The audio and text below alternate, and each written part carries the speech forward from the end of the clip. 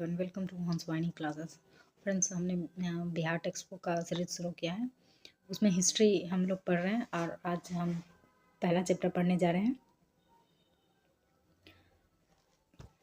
ये chapter first है history का। इसमें हमें देखना है कि हम पूरे जो पूरे 6 क्लास का इतिहास है उसमें क्या क्या हमें पढ़ना है और पूरा ओवरव्यू देखेंगे फर्स्ट चैप्टर का। तो चलिए आइए देखते हैं हमें क्या पढ़ना है। इतिहास हमें अतीत की जानकारी देता है। अतीत को जानना इसीलिए ज़रूरी है कि अतीत को जानकर ही हम वर्तमान को समझ सकते हैं और भविष्य के निर्माण के लिए सोच सकते हैं। मानव समाज की सामूहिक इतिहास मानव समाज की सामूहिक स्मृति है। यदि कोई समाज अपने इतिहास को नहीं जानता तो वह अपने वर्तमान को अच्छी तरह नहीं समझ सकेगा। अब जानते हैं कि मनुष्य एक सामाजिक प्राणी है। चूँकि मनुष्य समूह में रहते हैं, समाज में रहते हैं, इसलिए मनुष्य को सामाजिक प्राणी कहा जाता है। ठीक है, हम सभी समाज में रहते हैं। समाज हमारे माता पिता, परिवार, गांव, शहर, देश से होकर पूरे विश्व तक फैला है। मतलब जिस समाज में हम रहते हैं उसमें माता पिता, परिवार, गांव, शहर, देश को सभी को मिलाकर चलते हैं और ऐसा करते पूरे विश्व तक फैला हुआ है।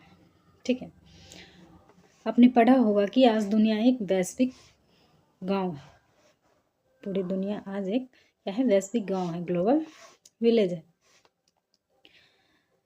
क्या हमारा समाज सदा से ऐसा था? क्या हमेशा से ही ऐसा था या इसका धीरे धीरे विकास हुआ? इस सवाल का जवाब हमें इतिहास से मिलता है। हम इतिहास से जानते हैं कि कैसे मानव धीरे धीरे विकास किया। इतिहास का संबंध अतीत के उस काल से है जिसके बारे में हमें लिखित साक्ष्य मिलते हैं। इसके अलावा अतीत का एक काल वह भी है जिसके बारे में हमें लिखित जानकारी पुस्तकों या रचनाओं से नहीं मिलती, बल्कि जमीन के नीचे दबे पुराने अवशेष, वस्तु, सिक्के और अभिलेखों से मिलती है। यह काल पूर्व ऐतिहासिक काल कहलाता है। मतलब जहाँ से हमें लिखित साक्ष्य नहीं मिले हैं, जहाँ से हमें पुराने वस्तुएं मिली हैं, ज़मीन को खोद कर जो निकाला गया है वस्तुएं और जो अवशेष मिले हैं, जैसे हड़प्पा की सभ्यता में जो वहाँ पे तो लिपि थी, बट हम लोग अभी तक उस लिपि को पढ़ नहीं पाए हैं। तो वहाँ से जो भी वस्तुएं मिली हैं, जैसे खिलौना हो गया, तो हम लोग अनुमान लगाते हैं कि उस समय भी बच्चों को खेलने के लिए खिलौने होते थे, या फिर चूड़ियाँ मिले हैं।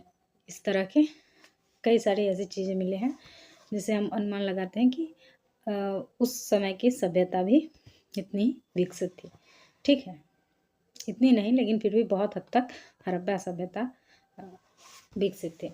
और शहरी क्या कहते हैं, हड़प्पा सभ्यता का जो सभ्यता वो शहरी सभ्यता थी, नगरीय सभ्यता थी। ठीक है, वहाँ जो घर बनाने का तरीका है वो सब देख के हम अनुमान लगाते हैं कि उस समय नगरीय व्यवस्था रही होगी। ठीक है, चलिए आगे देखते हैं। बहुत से ऐसे समाज भी हैं, विशेषकर कबायली या जनजातीय समाज हमारे साथ इस युग में जी रहे हैं, लेकिन इसका इतिहास कभी लिखा नहीं गया।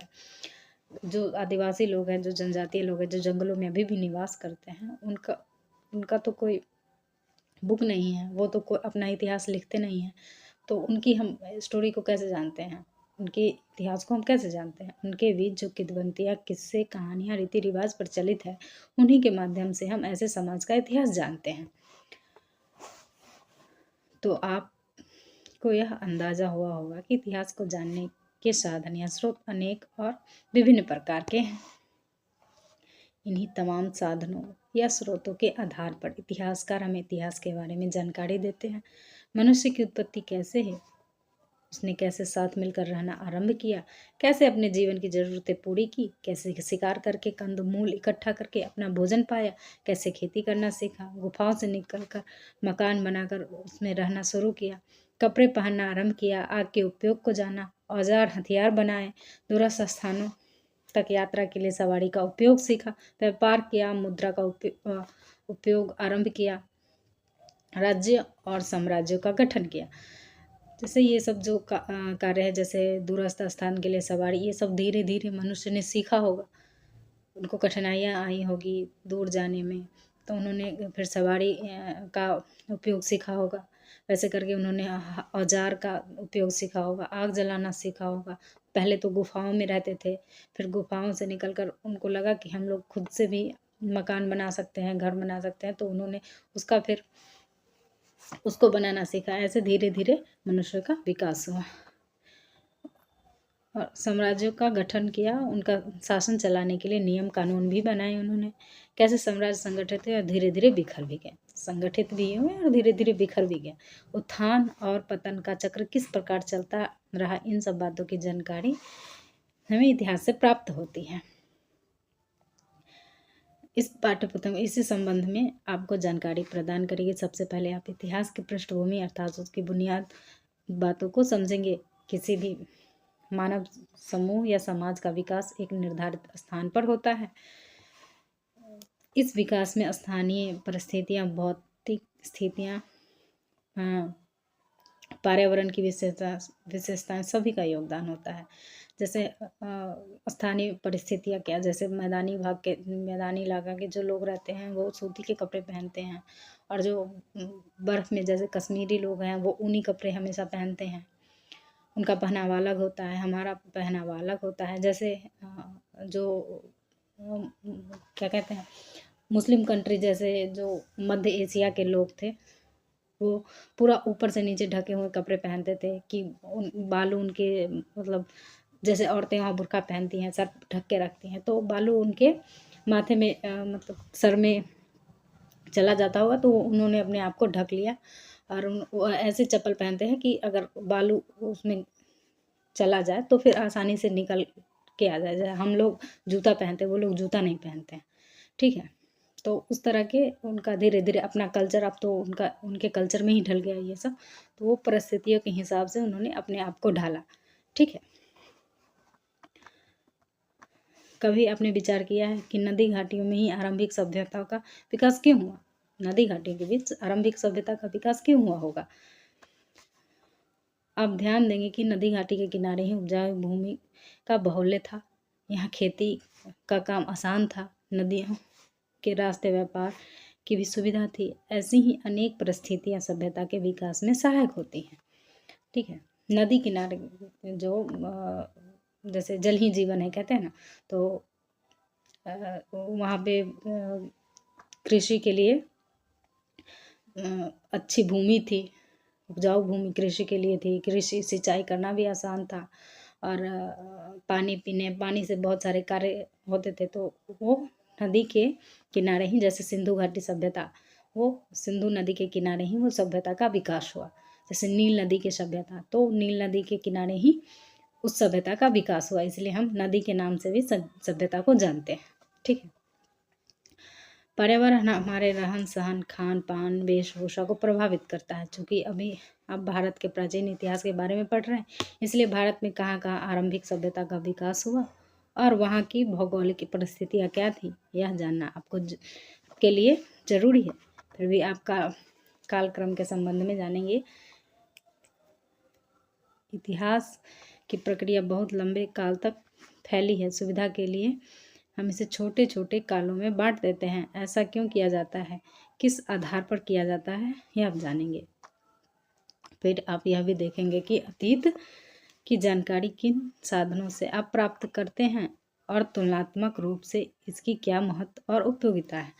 तीसरे अध्याय में आप मनुष्य के जीवन के उस चरण के बारे में पढ़ेंगे जब वह संगठित होकर रहने लगा था, अर्थात एक समाज में का विकास होने लगा था, मगर सभ्यता की किरण अभी नहीं फूटी थी। संगठित तो हो गया लेकिन सभ्यता की किरण अभी नहीं फूटी थी। मतलब संगठित होकर तो रहने लगे लेकिन वो लोग सभ्य नहीं हुए थे, ठीक है। इन मनुष्य का जीवन सरल था परंतु कठिन भी। कंदमूल जमा करके या शिकार करके ये अपनी ज़रूरतों को पूरा करते थे। फिर भी इन्होंने अपनी सुविधा के लिए पत्थर के औजार और हथियार बनाने शुरू किए। फिर उन्होंने क्या किया कि पत्थर के औजार और हथियार बनाना शुरू किया। अब शायद आपको इनका महत्व आसानी से समझ में नहीं आए, मगर यह मनुष्य द्वारा पहला आविष्कार था। उसी तरह आग का उपयोग मनुष्य ने सीखा। यह भी एक बहुत महत्वपूर्ण खोज थी क्योंकि मनुष्य के जीवन में मौलिक परिवर्तन आया। आग की खोज से मनुष्य के जीवन में मौलिक परिवर्तन आया। ठीक है, अब वह अपना खाना पकाकर खाने लगे। पहले तो कच्चा ही खा लेते थे, लेकिन जब आग का खोज हुआ तो वो खाना पकाकर खाने लगे। खुद को आग की मदद से ठंड और जानवरों से बचाने लगे। आग जलाकर, जैसे अभी भी आप गांव में जाइएगा तो दिखेगा कि दूर खेतों में लोग आग जला के रखते हैं कि जानवर दूर रहे। ठीक है, खेतों से या फसल जो भी होती है उससे, तो जानवरों से और ठंड से बचने के लिए आग जलाकर वो लोग रखते थे। उनके उनके जीवन का स्तर पहले से उन्नत हुआ। अब चौथे अध्याय में हमें क्या पढ़ना है? संगठित समाज जीवन शैली को समझ सकेंगे। और खेती तो मनुष्य ने सीख ली थी, अब पशुपालन, व्यापार और यातायात में प्रगति आई। खेती तो कर लिया, लेकिन अब क्या है? पशुपालन करना है। अब अनाज हो गया तो उसका व्यापार करना है, तो व्यापार कैसे होगा? तो फिर व्यापार के लिए अब यातायात की सुविधा होगी। तो ऐसे ऐसे करके धीरे धीरे मानव विकास की ओर बढ़ेगा। स्थिर और सुखी जीवन ने सोच विचार के लिए अवसर प्रदान किए। पहले तो खाने पीने और संगठित भोजन को संग्रह करने में ही समय चला जाता था, लेकिन अब जो जीवन थोड़ा सा आसान हुआ तो अब उन्होंने सोच विचार करना शुरू किया। जीवन के अर्थ और महत्व को समझने मृत्युपरांत जीवन की कल्पना करने की क्षमता बढ़ी। मतलब अब जब उनके पास टाइम था तो वो सोचते थे कि क्या जीवन का अर्थ है, क्या इसका महत्व है। ठीक है, और मृत्यु के बाद मनुष्य का क्या होता है, ये सब उनके मन में विचार आने लगे, इन बातों को समझने लगे। ठीक है, मृतकों के दाह संस्कार के तरीके सोचे गए। मिट्टी में सबको गाड़ने की प्रथा चली, जिसके साक्ष्य इस युग से मिलने लगते हैं। 5वें अध्याय में आप हड़प्पा संस्कृति के बारे में पढ़ेंगे। यह वह चरण है जब मनुष्य ने कई अर्थों में सभ्य जीवन आरंभ किया था। ये अब हड़प्पा सभ्यता में लोग सभ्य हो गए थे, वो नगर में रहने लगे थे और व्यापार यातायात करने लगे थे। मगर उनकी लिपि नहीं पढ़ पाने के कारण हमारे पास उनके लिखित साक्ष्य नहीं है। पुरातत्व या जमीन के नीचे गड़ी वस्तुओं की खोज और अध्ययन से इन संस्कृति की विशेषताएं हम जानते हैं। जैसे उनका जो जमीन के नीचे वस्तु दबी हुई थी, उनसे हम उनकी संस्कृति के बारे में जानते हैं कि उन्होंने किस चीज़ का उपयोग किया होगा। जैसे मृद भांड मिले हैं, या फिर क्या कहते हैं, खिलौना गाड़ी मिला है, हल मिले हैं। तो हम लोग अनुमान लगाते हैं कि उस समय हल से खेती हुई होगी। मुहर मिले हैं, तो हम लोग उसका अनुमान लगाते हैं कि वो लोग मुहर का भी उपयोग करते हैं। जैसे लोथल में क्या कहते हैं, बंदरगाह मिले हैं। तो ये सब उनकी सभ्यता रही होगी, और हम उसी वस्तु और अवशेष के आधार पर अनुमान लगाते हैं कि सभ्यता कैसे थी। अब नगरों का विकास हुआ। प्रशासन तंत्र, नगर निर्माण को योजनाबद्ध रूप, व्यापार, कला, धर्म आदि जीवन के अनेक क्षेत्रों में मनुष्य ने एक उन्नत जीवन शैली को अपनाया। इन लोगों को लिपि की भी जानकारी थी। अनेक मोहरों पर उनके लेख मिले हैं, लेकिन अभी तक उनको पूरी तरह पढ़ा नहीं जा सका है। इसीलिए हमें पुरातात्विक सामग्री पर ही निर्भर करना पड़ता है। मतलब उनके जो लेख मिले हैं, ये हम लोग अभी तक इसको डिकोड नहीं कर पाए हैं। तो हम लोग पुरातात्विक जो सामग्री है उसी को देख के समझते हैं कि सभ्यता कैसी थी। छठे अध्याय में क्या पढ़ना है? छठे में पढ़ना है अब वैदिक काल के संबंध में पढ़ेंगे। वैदिक युग बौद्धिक और आध्यात्मिक प्रगति का काल रहा। वेदों की रचना जो आरंभ में लिखित रूप में नहीं थे, इसीलिए इसके लिए श्रुति शब्द का भी प्रयोग होता है। वेदों को हम श्रुति शब्द से भी जानते हैं। ठीक है, सॉरी, हाईलाइट कर देते थोड़ा, ताकि आप लोग को याद रहे कि वेदों को हम श्रुति शब्द से भी जानते हैं।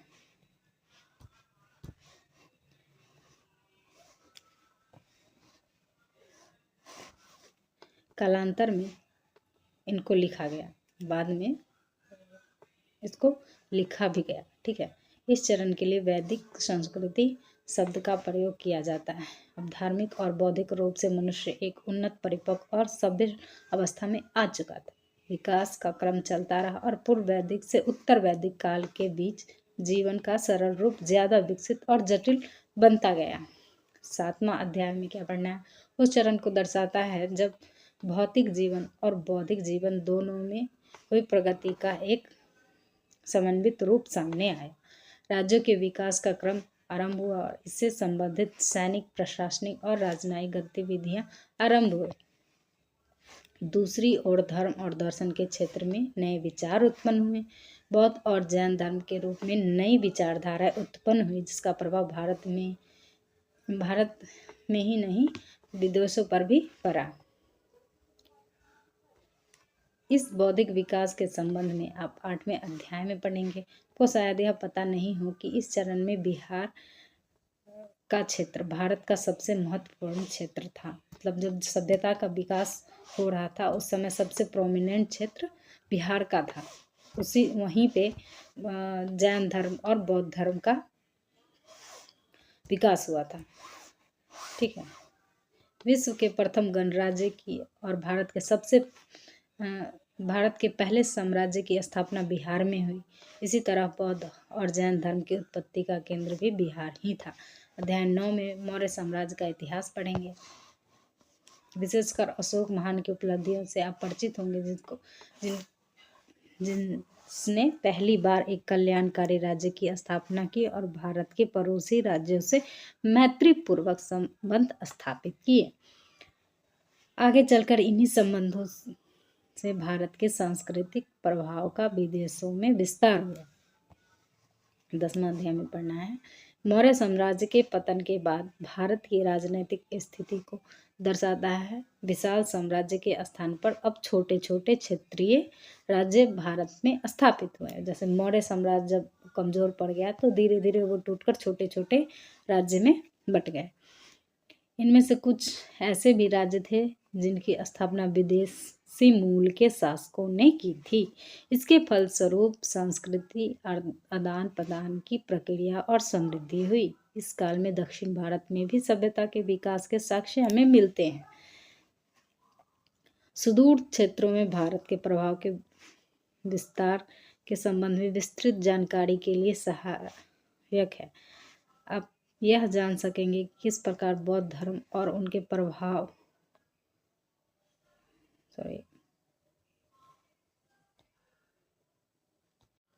यहाँ पर प्रभावाधीन अलग और कला अलग होगा।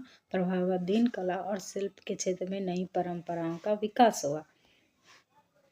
12वें और 13वें अध्याय में अब भारत में होने वाली राजनीतिक, प्रशासनिक, आर्थिक और सांस्कृतिक प्रगति के संबंध में जानकारी प्राप्त करेंगे, जबकि अंतिम अध्याय में आप कुछ प्रमुख इतिहासकारों के संबंध में जानकारी प्राप्त कर सकेंगे। ये हमारे लिए उतना इम्पोर्टेंट नहीं है तो हम इसे छोड़ के ही चलेंगे, क्योंकि इसमें टाइम वेस्ट होगा और उसका कोई मतलब नहीं है। तो आज के लिए इतना ही। अगले अध्याय में जब हम अगले चैप्टर को लेके आएंगे तो उसमें समरी और किताब का जो भी है वो हम लोग साथ में पढ़ेंगे और क्वेश्चन आंसर भी साथ में करेंगे। तो आज के लिए इतना ही। धन्यवाद।